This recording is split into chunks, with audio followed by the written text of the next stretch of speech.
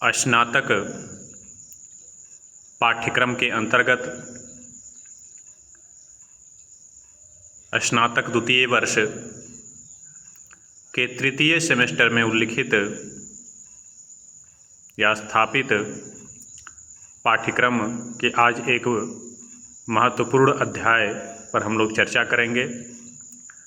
यह है भारत में क्षेत्रीयतावाद की राजनीति। इस संदर्भ में हम लोग कुछ मूलभूत बिंदुओं के अंतर्गत इस विषय वस्तु पर प्रकाश डालने का कार्य करेंगे। आइए सर्वप्रथम हम लोग इसके भूमिका से अवगत हो लें, क्योंकि जाहिर सी बात है जब परीक्षा में या लिखने के लिए आएगा तो आप इसी रूपरेखा के आधार पर अपने उत्तर को लिखने का कार्य करेंगे, उत्तर लेखन का कार्य करेंगे। आते हैं भूमिका पर। समकालीन दुनिया में इसका संकुचित व नकारात्मक पक्ष विश्व व्यवस्था व मानवीय सभ्यता हेतु एक गंभीर चुनौती बनता जा रहा है। किंतु तृतीय विश्व के देशों के आंतरिक राजनीतिक व सामाजिक व्यवस्था में इसकी जड़ें कहीं अधिक गहरी दिखाई देती हैं। राष्ट्रीय एकीकरण की समस्या विकासशील देशों के लिए एक गंभीर चिंता का विषय बनता जा रहा है, जो कि मूलतः इनके राजनीतिक प्रक्रिया से जुड़ा हुआ है। राष्ट्रीय एकीकरण के प्रक्रिया के संदर्भ में ही इन देशों के राजनीतिक विकास को समझा जा सकता है। बात आ जाती है क्षेत्रीयतावाद का आशय क्या है, तो किसी विशिष्ट मूल क्षेत्र के हितों को अन्यों पर प्राथमिकता प्रदान करना ही क्षेत्रीयतावाद है। अगर हम सामान्य शब्दों में, अपने शब्दों में कहें तो किसी विशिष्ट मूल क्षेत्र के हितों को अन्य क्षेत्रों के हितों पर प्राथमिकता प्रदान करना, वरीयता देना ही क्षेत्रवाद है। अथवा क्षेत्रीय पहचान पर जोर देते हुए विशेषाधिकारों की मांग करना, जैसे गुजरात गुजरातियों के लिए, बंगाल बंगालियों के लिए, पंजाब पंजाबियों के लिए। तो ये सारी चीज़ें कहीं ना कहीं संकुचित क्षेत्रीयतावाद, संकुचित मानसिकता की ही पराकाष्ठा के अंतर्गत आती हैं। फिर बात आ जाता है भारतीय परिप्रेक्ष्य में क्षेत्रीयतावाद से अभिप्राय क्या है। तो इसमें क्या है कि राष्ट्र के कीमत पर या राष्ट्र की तुलना में किसी क्षेत्र विशेष अथवा प्रांतीय हितों की अपेक्षा एक स्थान विशेष को प्राथमिकता प्रदान करने से है, जिसका ध्येय संकुचित स्थानीय स्वार्थों के सिद्धि अथवा प्राप्ति से है। भारत में यह प्रवृत्ति एक सुनियोजित आंदोलन व अभियान के रूप में समय समय पर प्रकट होता रहा है। आज सुनियोजित शब्द का प्रयोग हमने इसलिए किया है कि कुछ राजनैतिक दलों द्वारा, कुछ स्वार्थी तत्वों के द्वारा इस एक प्रकार से संक्रमण को अपने स्वार्थ की सिद्धि हेतु बार बार प्रयोग में लाया जाता है। फिर बात आ जाता है कि भारत में क्षेत्रीयतावाद एक ऐतिहासिक विरासत। थोड़ा सा हम लोग इसके ऐतिहासिक पृष्ठभूमि से अवगत होंगे। इसमें कहा गया है, इसमें हम लोग यह देखने का प्रयत्न करेंगे कि इतिहास का इस विषय वस्तु के साथ क्या नाता रहा है। तो जैसा कि यदि हम भारतीय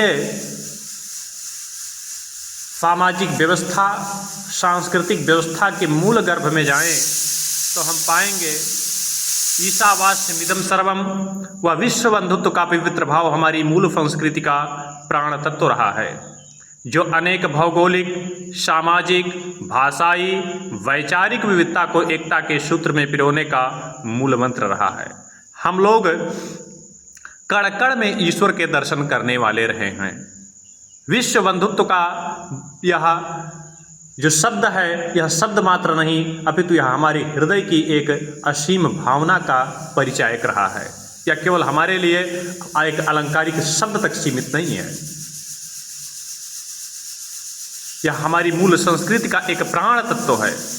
जो अनेक भौगोलिक, सामाजिक, भाषाई, वैचारिक विविधता को एकता के सूत्र में पिरोने का कार्य करता है।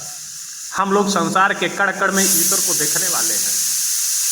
हम ईश्वर को संसार की किसी एक जो है निश्चित सीमा में पिरोने का कार्य नहीं करते हैं कि ईश्वर 7वें आसमान में है, ईश्वर 4थे आसमान में है, ईश्वर फला सागर में है, ईश्वर फला महासागर में है। नहीं, हम लोग कण कण में ईश्वर के दर्शन करने वाले हैं। हम लोग अथर्ववेद के उस सूक्ति को अपना आदर्श मानते हैं जिसमें कहा गया है कि भूमि माता भूमि पुत्रो अहम पृथिव्या। हम भूमि को माँ मानने वाले हैं और अपने आप को उसका पुत्र मानते हैं उस धरा का। तो जाहिर सी बात है, इस धरा पर जो भी जीव जगत जो भी सारे हुए सब हमारे अपने हुए। ऐतिहासिक कारणों, मूलतः विदेशी तत्वों व आक्रांताओं का प्रवेश, फलतः उनके प्रवेश के परिणाम स्वरूप भारतीय संस्कृति की शुचिता व संक्रमण अब विषाक्त में विपथा में तब्दील होने लगी। वैदेशिक षड्यंत्रों के परिणाम स्वरूप हमारी मूल ताकत जो अनेकता में एकता थी, वही हमारे वर्तमान समाज के प्रबल पतन व कमजोर कड़ी के रूप में परिवर्तित होती जा रही है। समय काल में इसका पोषण भी विभिन्न शासन और नीतियों के द्वारा किया गया, जिसमें ब्रिटिश शासन की नीतियां सर्वाधिक उल्लेखनीय हैं। वर्तमान में भी संप्रदाय, भाषा, जाति इत्यादि के आधार पर उसी नीति को पोषित करने का कार्य किया जा रहा है। इसी आधार पर क्षेत्रीय लामबंदी को पोषित किया जा रहा है, जो कि राष्ट्रीय एकता, राष्ट्र की अखंडता और राष्ट्र के उन्नयन के मार्ग में एक प्रमुख चुनौती बना हुआ है। बात करें भारत में क्षेत्रवाद के प्रकार की, तो इसमें पहला आ जाता है सुपर स्टेट क्षेत्रवाद। इसके अंतर्गत कई प्रांतीय निवासियों द्वारा साझा हितों के आधार पर लामबंदी का प्रयत्न किया जाता है, जैसे पूर्वोत्तर के राज्य। इसमें 5-6 राज्य अपने, चूँकि सबके एक समान हित हैं और उनके द्वारा कहीं ना कहीं इस भावना को बढ़ावा दिया जा रहा है। एक होता है अंतर प्रांतीय क्षेत्रवाद। इसमें 2 या 2 से अधिक प्रांतों के बीच जो है अलगाव का भाव पाया जाता है, या 2 या 2 से अधिक प्रांतों के बीच कह सकते हैं अलगाव का सूचक है। यानी कि जब 2 प्रांत अपने अपने निजी हितों को लेकर के परस्पर अलगाव की भूमिका में होते हैं, परस्पर संघर्ष की भूमिका में होते हैं। तीसरा है अंतः प्रांतीय क्षेत्रवाद। इसमें एक प्रांत में ही स्थानीय हितों को प्राथमिकता दिया जाता है व एक प्रांत विशेष में ही स्थानीय हितों के आधार पर अलगाव का भाव देखने के लिए मिलता है। जैसे इसी आधार पर विभिन्न प्रांतों का विभाजन देखा गया। जैसे इसमें भी देखा जाता है कि हम फला प्रदेश से हैं तो फला प्रदेश के अंतर्गत फला जिला से हैं, तो फला जिला के अंतर्गत जो है फला प्रदेश के पूर्वांचल से हैं, तो पश्चिमांचल से हैं, तो हम उत्तरांचल से हैं। इस प्रकार का जब भाव हो तब इसको हम अंतः प्रांतीय क्षेत्रवाद के नाम से जानते हैं। बात आ जाता है कि भारत में क्षेत्रवाद के मूल कारण क्या हैं। तो इस संदर्भ में हमें जो है कुछ निम्न विषय वस्तुओं पर ध्यान देना आवश्यक है हमारे लिए। पहला है भौगोलिक कारक। भौगोलिक कारक में भौगोलिक व जलवायु तथा अन्य विविधताएं इसके लिए उत्तरदायी हैं। जैसे उत्तर प्रदेश से उत्तराखंड का जो विभाजन है यह भौगोलिक आधार पर हुआ। वो पहाड़ी क्षेत्र हुआ करता था, वहाँ का शासन प्रशासन पर जो है उतना ज़्यादा जो है कहीं ना कहीं एक ध्यान नहीं दिया जा रहा था। तो ये इसका जो विभाजन हुआ इसको हम सकारात्मक आधार भी कह सकते हैं। जब सीमाओं का विभाजन, जब क्षेत्रों का विभाजन भौगोलिक आधार पर, प्रशासनिक सुविधाओं के आधार पर जो किया जाता है तो ये सकारात्मक, इसको हम नकारात्मक क्षेत्रवाद नहीं कह सकते हैं।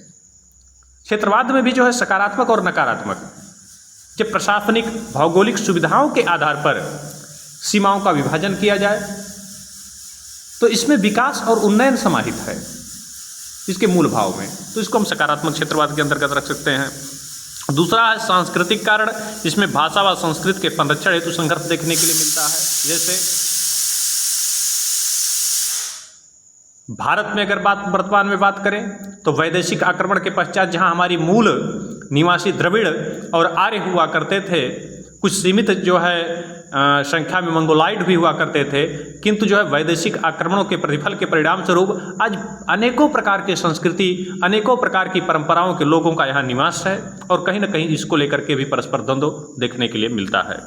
ऐतिहासिक कारक, ऐतिहासिक कारकों में जैसा हमने पहले ही बताया कि वैदेशिक आक्रमणों के प्रतिफल के परिणाम स्वरूप भारतीय संस्कृति की जो शुचिता थी, उसकी जो गरिमा थी, उसकी जो पवित्रता थी, उसको कुंठित करने का कार्य किया गया। लोगों को परस्पर बांटने का प्रयत्न किया गया और उसका परिणाम अंततः क्षेत्रवाद के रूप में, चाहे वह भाषा के आधार पर हो, चाहे संस्कृति के आधार पर हो, चाहे वो धन आर्थिक आधार पर हो, विभिन्न आधारों पर देखने के लिए मिला। भाषाई कारक, भाषा के आधार पर भी भारत में जो है क्षेत्रवाद के स्पष्ट दर्शन होते हैं। जैसे महाराष्ट्र मराठियों जो है, मराठियों के लिए वहाँ मराठा, पंजाबी, बंगाली, ओडिया इत्यादि आधार पर भी देखने के लिए मिलता है। उत्तर और दक्षिण भारत में अगर बात करें तो कहीं ना कहीं हिंदी विरोध की राजनीति दक्षिण भारतीयों की एक आज जन्मसिद्ध अधिकार बन चुका है। अगर हम कहें तो हिंदी, उर्दू, तमिल, तेलुगु, मलयाली, राजस्थानी यानी भाषाओं के आधार पर भी इस प्रकार की जो है संकुचित प्रवृत्ति देखने के लिए मिलती है। जाति के आधार पर जैसे हरियाणा, पंजाब का विभाजन, इसमें मूलतः जातीय कारक ही जो है